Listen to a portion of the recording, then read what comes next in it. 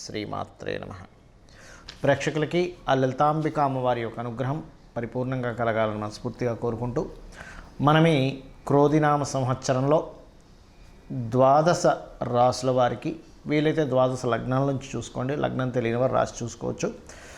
ఆదాయ వ్యయాలు ఎలా ఉన్నాయి, అదేవిధంగా రాజ్యపూజ్యము అవమానం ఎలా ఉంది, ఒకవేళ ఆదాయం తక్కువగా ఉంటే దాన్ని పెంచుకోవడం ఎలాగా, దానికి గ్రహస్థితి ఎంతవరకు మీకు సహకరిస్తుంది, మీరు చేసుకోవాల్సిన మంత్రం కానీ గోసేవ కానీ లేనట్లయితే దానం కానీ ఏమి చేసుకుంటే మీకు అభివృద్ధి ఉంటుంది అనేటువంటి విషయాలు మనం చెప్పుకుందాం. అయితే ఇక్కడ ఏంటంటే ఎప్పుడు కూడా ఈ సంవత్సర ఫలితాలు చెప్పేటప్పుడు ఆదాయ వ్యయాలతో పాటు గోచారంలో ఉండే మేజర్ ప్లానెట్స్ అంటారు. అంటే slow moving planets, fast moving planets ఉంటాయి. అంటే త్వరగా నెలకి 25 రోజులకి 45 రోజులకి జరిగిపోయే ప్లానెట్స్ కొన్ని ఉంటాయి. అంటే రవి, కుజుడు, శుక్రుడు, బుధుడు వీళ్ళు. ఇక చంద్రుడు అయితే 2.5 రోజులకి మారిపోతూ ఉంటాడు ఒక్కో రాశి. కానీ మేజర్గా మనల్ని రూల్ చేసేటువంటిది జీవకారకుడైనటువంటి గురువు, కర్మకారకుడైనటువంటి శనిశ్చరుడు, అదేవిధంగా కాలానికి కారకుడైన రాహువు, మోక్షానికి కారకుడైన కేతువుని ప్రధానంగా మనం తీసుకుంటాం. ఈ మోక్షానికి కారకుడైన కేతువు ప్రస్తుతం ఈ సంవత్సరం అంతా కూడా మనకి కన్యారాశిలో ఉంటాడు. కాలానికి కారకుడైనటువంటి రాహువు మీనరాశిలోని, మరియు జీవకారకుడైన గురువు మాత్రం మే 2వ తేదీ వరకు మేషంలో ఉంటూ దాని తర్వాత వృషభంలోకి మారుతున్నాడు. ఇక శని భగవానుడైతే మారట్లేదు, కానీ మనకి జూన్ జూలై మాసాల నుంచి ఒక 4.5 నెలలు మాత్రం కొద్దిగా వక్రిస్తాడు. కుంభంలో ఉన్న శని వక్రిస్తాడు. అదేవిధంగా సెప్టెంబర్ అక్టోబర్, అంటే ఆల్మోస్ట్ సెప్టెంబర్ ఎండింగ్ అక్టోబర్ ఆ టైం నుంచి ఒక 4.5 నెలల పాటు గురువు కూడా వక్రిస్తాడు. సో మనం ఈ గ్రహాల యొక్క స్థితిని మరియు ఈ వక్రగతిని, ఈ మేజర్ ప్లానెట్స్ యొక్క స్థితిని, అదేవిధంగా వీటితో పాటు మనకి ఈ క్రోధినామ సంవత్సరంలో పర్టికులర్గా ఈ సంవత్సరం రాజు కుజుడైనందుకు, మరియు అదేవిధంగా కుజుడు సంచారం మనకి శనిని రాహుని కలుపుకొని వెళ్తున్నందుకు కూడా ఏం జరుగుతాయనేటువంటి విషయాలు కూడా నేను మీకు ఎండింగ్లో చెప్తాను. మిథున లగ్నం తెలియని వారు రాసి చూసుకోవచ్చు. మీ రాశి వారికి ఈ సంవత్సరం ఆదాయము, వ్యయము, రాజ్యపూజ్యము, అవమానం ఏ రకంగా ఉన్నాయి అని చెప్పి చూసుకున్నట్లయితే 5 అంటే ఆదాయం ఎంత ఉందో వ్యయం కూడా అంతే ఉంది. అంటే ఉదాహరణకి 5 లక్షలు వస్తుంది ప్రతి సంవత్సరం అనుకోండి, 5 లక్షలు ఖర్చు ఉంటుంది. 5 కోట్లు వస్తున్నా 5 కోట్లు ఖర్చు ఉంటుంది. ఆ రకంగా ఉంది. అదేవిధంగా రాజ్యపూజ్య అవమానం కూడా కాస్త తేడాగా ఉంది. అంటే అలాగా 3 రాజ్యపూజ్యం అయితే 6 అవమానం ఉంది. అంటే ఏంటి, మనలో పాజిటివ్ చూసేవాళ్ళు 3 ఉంటే మనలో నెగిటివ్ని చూసేవాళ్ళు 6 ఉంటారు. అవమానించేవాళ్ళు, తప్పు పెట్టేవాళ్ళు ఎక్కువగా ఉంటారని చెప్తుంది. మరి దీనికి ఏమిటంటే ఇలాగే అనుభవించాలా, ఏ విషయంలో జాగ్రత్తలు ఉండాలి అనేది నేను మీకు చెప్తాను. ముందుగా మనం ఆదాయ వ్యయాల్లో ఈక్వల్గా ఉంది కాబట్టి ఆదాయం పెంచుకోవాలి. కాబట్టి ఏ సమయం ఎలా ఉంటుందో మనకు తెలియదు కాబట్టి ఆదాయం పెంచుకునేటువంటి మార్గాన్ని నేను మీకు ముందుగా చెప్తాను. మీకు ఆదాయం పెరగాలి అంటే మీరు ముఖ్యంగా చేయవలసిన విషయం చెప్తాను. రాజరాజేశ్వరి అమ్మవారి స్తోత్రం ఓం రాజరాజేశ్వరి అయి నమః లేదా ఓం దుర్గాయ నమః ఎక్కువగా చేయండి. బికాజ్ ఆఫ్ దశమస్థానంలో రాహు ఉన్నాడు కాబట్టి. అయితే ఈ దశమస్థానంలో రాహు ఉన్నందుకు సర్వసాధారణంగా మీకు కలిగేటువంటి ఫలితాల్లో విదేశీ ఉద్యోగ యోగాలు, విదేశీ కంపెనీలతో ఇక్కడుండే ఏదైనా ఉద్యోగం సంపాదించుకుంటూ విదేశీ కంపెనీస్తో టైప్స్గా ఉండడం ఇటువంటివి ఇస్తుంది. మరి వ్యయం తగ్గాలి. మే మాసం నుంచి గురువు ఎప్పుడైతే 12వ స్థానంలో వ్యయస్థానంలోకి వస్తాడో అక్కడి నుంచి మీరు చేయవలసింది ఏమిటి అంటే ముఖ్యంగా గురువారాలు, వీలైనన్ని గురువారాలు శనగలు, పసుపు రంగు వస్త్రము దానంగా ఇవ్వండి. ఖచ్చితంగా వ్యయం తగ్గుతుంది. దీంతోపాటు మీరు చేయవలసినటువంటిది, గోవులు ఉంటాయి మీకు దగ్గరలో, గోశాలకు వెళ్ళి చక్కగా మీరు ఒక అరటికాయ తీసుకోండి, 1-2 అరటికాయలు తీసుకోండి, చిన్నగా దాన్ని చిన్నగా చేయండి. వాటిని ప్రేమగా భక్తిగా అమ్మవారికి స్వయంగా తినిపిస్తున్నాననే భావనతో దేశీవాలి గోవుకు తినిపించండి. జెర్సీ గోవుకి మీరు తినిపించండి, తప్పేం లేదు, పుణ్యం వస్తుంది. కానీ దేశీవాలి గోవుకు కనుక తినిపిస్తే మీకుండేటువంటి దోషం తొలగుతుంది, ఇది గుర్తుపెట్టుకోండి. ఇక రాజ్యపూజ్యం అవమానం ఇది కూడా 3-6గా ఉంది. అంటే రాజ్యపూజ్యం 3, అవమానం 6గా ఉంది. కాబట్టి దీన్ని ఎలా బ్యాలెన్స్ చేసుకోవాలి అని చెప్పి చూసుకున్నట్లయితే రాజ్యపూజ్యం పెరగాలంటే మీరు ఓం దుర్గాయ నమః అనే నామస్మరణ చేయండి. ఖచ్చితంగా రాజ్యపూజ్యం పెరుగుతుంది. దీంతోపాటు సూర్య నమస్కారాలు కూడా చేసుకోండి. మరి అవమానం తగ్గాలంటే ఏం చేయాలి, నూనె ఉంటుంది, ఆయిల్ ఉంటుంది. మీకు దగ్గరలో ఆలయాలు ఉన్నట్లయితే ఆయిల్ని దీపారాధన కోసము అని ఆలయంలో ఇచ్చేసేయండి. ఏమండి ఈ దీపారాధనకు వాడుకోండి టెంపుల్లో స్వామివారి కోసం అని ఇస్తే వాళ్ళు తీసుకుంటారు చక్కగా. అక్కడ స్వామివారికో అమ్మవారికో గణపతికో ఏ దేవతామూర్తి అయితే ఆ మూర్తి దగ్గర దీపారాధన కోసం మీ నూనెను వాడతారు.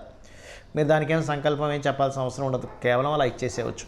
ఈ రకంగా చేశారంటే ఖచ్చితంగా మీకు అవమానం అనేటువంటి తగ్గుతుంది. దీంతోపాటు మీకు గుర్తుపెట్టుకోండి, జూన్ నుంచి ఒక 4.5 నెలల పాటు శని భగవానుడు వక్రిస్తున్నాడు. అంటే ఏంటి, అష్టమంలోకి మళ్ళీ తన ప్రయాణం జరుగుతుంది. అందుకని ఏంటి, జూన్ నుంచి ఒక 4.5 నెలల పాటు మీరు ఏదైతే కొన్ని పనులు కొంచెం ఆలస్యం అవ్వడం, కొంచెం వాహనం మీద వెళ్ళేటప్పుడు కొంచెం జాగ్రత్తలు తీసుకుంటూ ఉండాలి. ఇక ఫైనాన్షియల్గా గ్రోత్ బాగుంటుంది. గురువు వక్రగతి జరిగేటప్పుడు మాత్రం పర్టికులర్గా మీకు అక్టోబర్ నుంచి ఒక 4.5 మంత్స్ కొంచెం లాభాలు పెరుగుతాయి. ఫైనాన్షియల్ గ్రోత్ బాగుంది. కాకపోతే ఈ మాసంలో ఈ సంవత్సరం పూర్తిగా మీరు చేయవలసింది ఏమిటంటే గుర్తుపెట్టుకోవాలండి, 4వ స్థానంలో కేతు ఉన్నాడు. కావున మీరు ఏదైనా ప్రాపర్టీస్ మీద ఇన్వెస్ట్మెంట్ చేయడం, ప్రాపర్టీ రిలేటెడ్ సంబంధించిన విషయాల్లో డెసిషన్ మేకింగ్, విద్యా సంబంధించినటువంటివి ఏవైనా కొత్తగా కోర్సెస్ చేసేటువంటి విషయాలలోని, తల్లిగారి ఆరోగ్య విషయంలో, ఏదైనా కొత్త వెహికల్ తీసుకునేటువంటి విషయంలో జాగ్రత్తగా తీసుకోండి. ఇక్కడ మీకు తప్పటడుగులు పడేటువంటి ఛాన్సెస్ ఉన్నాయి. ఇక అదేవిధంగా వివాహ ప్రయత్నాలు ఎలా ఉంటాయి, వివాహ ప్రయత్నాలు సాగుతాయి. కాబట్టి మే లోపలే ట్రై చేసుకోండి. అదేవిధంగా కొంత మే లోపలైతే తండ్రి గారి మూలంగా, గవర్నమెంట్ వ్యక్తుల మూలంగా, తండ్రి సపోర్ట్ మూలంగా తండ్రి మాట్లాడడం వల్ల సెట్ అవుతుంది. మే తర్వాత పర్టికులర్గా ఏంటంటే ఇక్కడ ఎవరైనా ఇష్టపడి రావడం కానీ, మీరు ఎవరైనా ఇష్టపడడం కానీ జరిగే ఛాన్సెస్ ఎక్కువగా చూపిస్తున్నాయి. మరియు దీంతోపాటు ఎవరైనా స్త్రీ మూలకంగా కూడా మీకు సంబంధం కుదురుతుంది అక్కడ, ఇది గుర్తుపెట్టుకోండి. ఇక ఉద్యోగం సంబంధించినవి మనం ఆల్రెడీ చెప్పుకున్నాము. విదేశీ సంబంధించిన ఉద్యోగ అవకాశాలు చక్కగా పెరుగుతాయి అనేటువంటిది. మరియు సాఫ్ట్వేర్ రంగాల వారికి అద్భుతమైన అవకాశాలు కూడా పెరుగుతాయి. ఏఐ అంటే ఆర్టిఫిషియల్ ఇంటెలిజెన్స్ సంబంధించినవి కూడా చక్కగా పెరుగుతాయి మిథునం వారికి, అందులో ఎటువంటి సందేహం లేదు. ఇక మీరు చేయవలసిన దేవతా ఆరాధన నిత్యము లలితా సహస్రనామాల యొక్క శ్రవణం చేయండి తప్పనిసరి. ఇప్పుడు చూడండి, భూ సంబంధంగా కొంతమందికి ఫార్మర్స్కి కానీ, రియల్ ఎస్టేట్ రంగాల వాళ్ళకి కానీ భూమితోనే ఉంటుంది పని, వాళ్ళకి దాన్ని వదిలి వెళ్ళలేరు. అలాంటి వాళ్ళు నిత్యం గణపతి చేయండి, ఖచ్చితంగా భూమి మూలంగా మీకు లాభం కలుగుతుంది. క్రోధినామ సంవత్సరానికంటూ ఒక లక్షణం ఉంటుంది. ఈ సంవత్సరం రాజైన దాన్ని బట్టి ఒక లక్షణం ఉంటుంది. గ్రహాల యొక్క స్థితిని బట్టి కొన్ని సంఘటనలు జరుగుతాయి. అయితే ఈ క్రోధినామ సంవత్సరం ఎంటర్ అవ్వకముందే కుజుడి యొక్క ప్రభావం పెరుగుతుంది అనేటువంటి చూపిస్తుంది. కాబట్టి ఆల్మోస్ట్ 2024 ఫిబ్రవరి మాసం నుంచే కొన్ని విద్వేషపూరితమైనటువంటి గొడవలకి, రాజకీయ నాయకుల మధ్యన విపరీతమైనటువంటి గొడవలకి, మరియు రాజుల మధ్యన గొడవలకి, యుద్ధాలకి, క్రోధి అంటే క్రోధం, కోపం పెట్టుకోవడం, చిన్న మిస్అండర్స్టాండింగ్స్ చేసుకోవడం, ఇటువంటి నామ సంవత్సరం ఇది. కాబట్టి దేశాల మధ్య, ప్రాంతాల మధ్య, మతాల మధ్య అనవసరమైనటువంటి విద్వేషాలు కలిగించేటువంటి సంవత్సరంగా చూపిస్తూ, ఇది కుజుడి యొక్క సంచారం. దీనివల్ల కుజుడు ఎవరికి కారకుడు అని చెప్పి తీసుకుంటే మిలిటరీకి, అందులో అంటే డిఫెన్స్ వారికి, పోలీస్ డిపార్ట్మెంట్ వారికి, రక్షణ వీటిని కల్పించేటువంటి వారికి. అంటే ఏంటి, ఈ సరిహద్దుల దగ్గర కొంత జాగ్రత్తగా ఉండాలి. అనవసరమైన గొడవలకు సంబంధించిన విషయంలో ఇక్కడ ఏదైనా గొడవలు జరుగుతాయి, అనవసరమైనటువంటి అవుతాయి అన్నప్పుడు కొంత జాగ్రత్తగా ఉండాలి, గుర్తుపెట్టుకోండి. కాబట్టి ఈ క్రోధినామ సంవత్సరంలో అందరూ చేసుకోవాల్సింది ఏంటి, ఇటువంటి గొడవలు మనం ఏమీ ఇబ్బంది పడకుండా ఉండాలి అంటే ముఖ్యంగా గుర్తుపెట్టుకోండి, కుజుడు రాజు అయ్యాడు కాబట్టి కుజగ్రహానికి శని రాహు గ్రహాల దగ్గర దీపారాధన చేయండి. చేసినట్లయితే అనవసరమైన గొడవలు బయట జరిగే ఛాన్సెస్ ఎక్కువగా ఉన్నాయి. కాబట్టి మీరు వెళ్ళి అనవసరంగా అందులో ఇరుక్కొని అందులో ఇబ్బంది పడకుండా మీరు సేఫ్గా ఉంటారు ఫస్ట్. అదేవిధంగా రాజుల మధ్య, రాజకీయాల నాయకుల మధ్య, రాజ్యాల మధ్య గొడవలు జరిగేటువంటి ఛాన్సెస్ ఇప్పుడు ఉన్నాయి. కాబట్టి వేరే వేరే దేశాల్లో ఉండేటువంటి వారు కూడా కొంచెం ఏదైనా ఇక్కడ ఏదైనా యుద్ధం సంబంధించినవి రాబోతుంది అన్నప్పుడు ఆ సరుకులు ఏవైనా మనకు చూడండి, కొంచెం యుద్ధ వాతావరణం ఉన్నప్పుడు బయటికి వెళ్ళలేని పరిస్థితి వచ్చినప్పుడు కొంచెం ఇంట్లో సరుకులు మనం స్టాక్ పెట్టుకుంటాం. ఇటువంటి విషయాల్లో చాలా అలర్ట్గా ఉండాలి. మొత్తం ప్రపంచవ్యాప్తంగా ఈ కాంబినేషన్ ఏర్పడుతుంది. కావున అలాగే మరొక విషయం ఏంటంటే, ఇక్కడ మీకు చాలామందికి జాతకం తెలియదు, డేట్ ఆఫ్ బర్త్ తెలియదండి, రాశి తెలియదు, ఏమీ తెలియదు. కానీ క్రోధినామ సంవత్సరం నాకు బాగుండాలంటే ఏం చేయాలి అంటే ఒకటే గుర్తుపెట్టుకోండి, చండీ పారాయణం శ్రవణం చేయండి. మీరు తర్పణమో హోమమో చేయలేకపోయినా కనీసం శ్రవణం చేయండి, ఎటువంటి ఇబ్బంది రాకుండా అమ్మవారు చూసుకుంటుంది ఈ సంవత్సరం. రెండవది, మీకు దగ్గరలో గోశాల ఉన్నట్లయితే గోవులకి చక్కగా మీరు ఏం చేస్తారంటే ఏవైతే ఈ మన నువ్వులు తినిపించకూడదండి. బెల్లము, గోంగూర మరియు క్యారెట్స్, బీట్రూట్స్ లాంటివి, అదేవిధంగా గోధుమ రవ్వ ఇటువంటివి తినిపించండి. మీ గ్రహస్థితి ఎలాగున్నా సరే క్లియర్ అవుతుంది. దీంతోపాటు కుజ, శని, రాహు, కేతు గ్రహం దగ్గర కూడా దీపారాధన చేయండి. ఎందుకంటే జాతకం తెలియదు, ఏమీ తెలియదు, కానీ 6th హౌస్లో కేతు సంచరిస్తున్నాడు బుధరాశుల్లో. అందుకని ఏమిటి, ఈ అప్పుల విషయంలో మీరు ఇబ్బంది పడకుండా ఉండడానికి కేతు యొక్క అనుగ్రహం, గణపతి యొక్క అనుగ్రహం కలుగుతుంది. కాబట్టి గణపతి ఆలయాలకు వెళ్ళడం, అమ్మవారి ఆలయాలకు వెళ్ళడం, అందులో ముఖ్యంగా దుర్గాదేవి ఆలయాలకు వెళ్ళడం. దీంతోపాటు మీనరాశిలో రాహు యొక్క సంచారం అనేటువంటిది బాగా గుర్తుపెట్టుకోండి. దేవత సంబంధించినటువంటి పూజ పునస్కారాలు మాత్రమే కాకుండా పితృదేవతలకు ప్రధానంగా చేసుకోండి. మీరు ఎంత పితృదేవతలకు చేసుకుంటారా అంత చక్కటి ఫలితాలు మీకు వస్తాయి. మీరు ఆయురారోగ్యాలతోని, సుఖ సంతోషాలతోని, ధనపరంగా ఎటువంటి ఇబ్బంది లేకుండా ఉండగలుగుతారు. గుర్తుపెట్టుకోండి. ఎవరైనా సరే గుర్తుపెట్టుకోండి, బాగా అప్పులతో ఇబ్బంది పడుతున్నారు, ఈ సంవత్సరం ఇంకా ఎక్కువ ఇబ్బంది పడుతున్నారు అనుకునేటువంటి వారికి గణపతి ఆరాధన చేస్తూ మీరు ఓం అపర్ణాయై నమః అనే మంత్రం చేయండి. ఈ సంవత్సరం ఉన్న గ్రహస్థితి బట్టి చెప్తున్నాను. ఎవరికైనా బాగా ధనపరంగా ప్రెషర్ ఎక్కువగా ఉందండి, ఒక పక్క కట్టాలి కానీ ఆ ప్రెషర్స్ నేను తట్టుకోలేకపోతున్నాను, ఫైనాన్స్ ఇంకా పెరగాలి అనుకుంటే ఓం నవవిద్రుమ బింబశ్రీ న్యక్కారి రదనచ్చద అనే నామస్మరణ చేయండి. ఖచ్చితంగా మీకు ఫైనాన్షియల్ గ్రోత్ అనేటువంటిది పెరుగుతుంది, గొడవలు తగ్గుతాయి.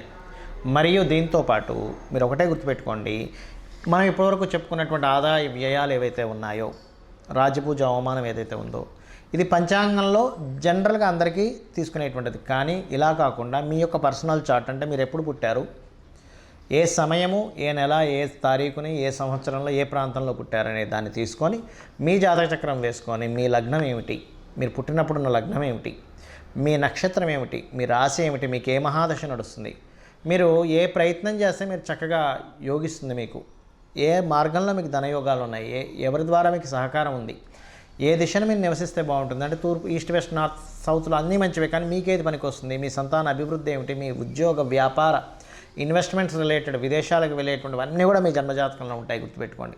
ఏ సమయంలో వివాహం చేసుకుంటే మంచిది, ఏ సమయంలో చేసుకోకూడదు, ఇలాంటివి చాలా విషయాలు ఉంటాయి.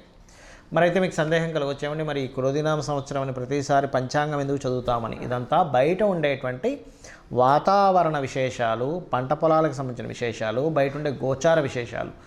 ఇప్పుడు చూడండి, మనం చెప్పుకున్నాం, కాస్త యుద్ధ వాతావరణంగా ఉంది, గొడవలుగా ఉంది, అల్లర్లుగా ఉంది, మత విద్వేషాలు, అనవసరమైన విద్వేషాలు, గొడవలు రేగేటువంటి సమయం ఇది అన్నప్పుడు మనం ఏం చేస్తాం, మన పిల్లల్ని ఎక్కడికైనా పంపించేటువంటి విషయంలో, మనం ఎక్కడికైనా వెళ్ళేటువంటి విషయంలో అలర్ట్గా ఉంటాం. ఈ అలర్ట్నెస్ని చెప్పడానికి ఈ గోచార ఫలితాలు చెప్పుకుంటుంటాం. అంతేగాని మన జన్మజాతకం పనిచేయదని కాదు, మన జన్మజాతకమే ప్రధానంగా పనిచేస్తుంది. ఇక్కడ ఒకవేళ మన దాంట్లో ఉదాహరణకి ఆదాయం తక్కువగా ఉంది, చాలా తక్కువగా ఉంది, వ్యయం చాలా ఎక్కువగా ఉంది అని అన్నప్పుడు మీ జన్మజాతకంలో ధనయోగ దశలు నడుస్తున్నాయని కూడా 1% కూడా మీరు టెన్షన్ పడాల్సిన అవసరం లేదు. జస్ట్ ఆ రెమెడీస్ చేసుకుంటే క్లియర్ అవుతుంది. శ్రీమాత్రే నమః.